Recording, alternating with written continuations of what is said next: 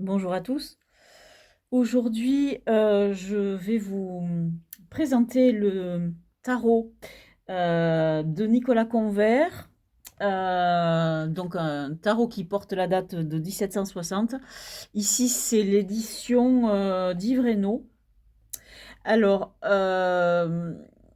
tout de suite, on commence par le fou et on voit que sur ce fou, sur cet arcane, il n'y a pas le grelot qu'on trouvait sur le chausson et sur le madenier.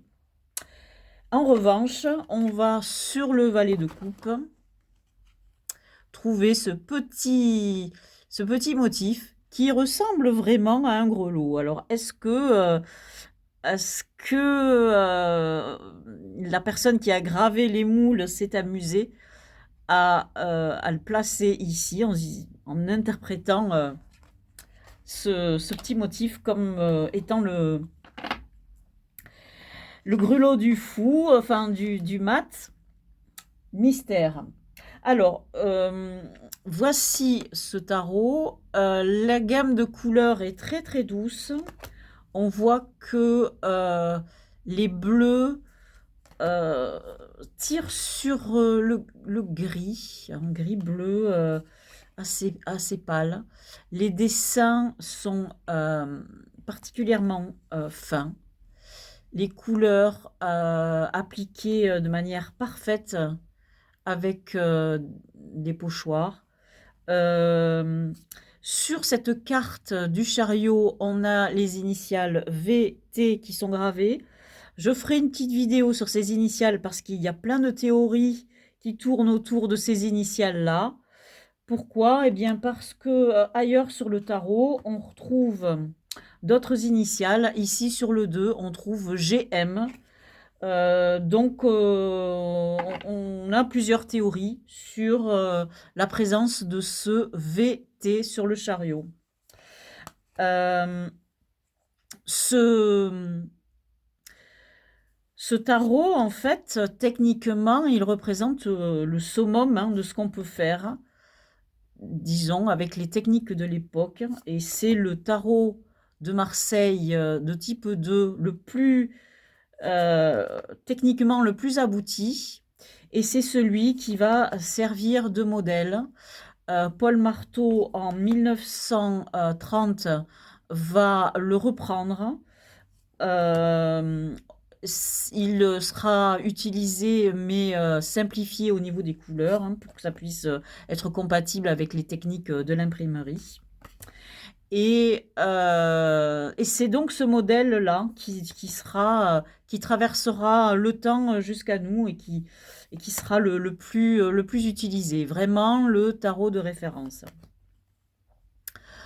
Euh, Voici le monde. Donc, voici les deniers. Alors, je vous présente rapidement les arcanes mineurs. Vous voyez, les couleurs sont appliquées de manière parfaite, quoi. Le tarot est très très propre.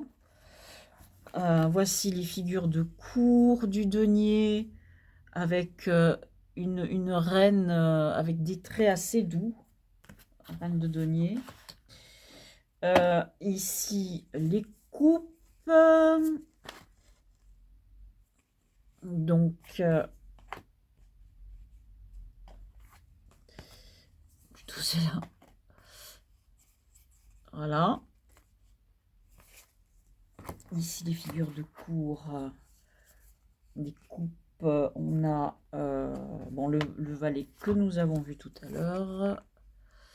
Et les autres figures de cour. Les bâtons. Alors, dans les vidéos futures, voici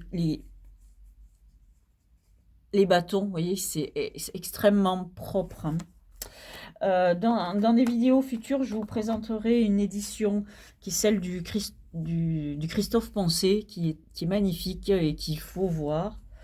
Je vous mettrai ici en dessous, dans la description, des liens qui sont extrêmement intéressantes vers des articles.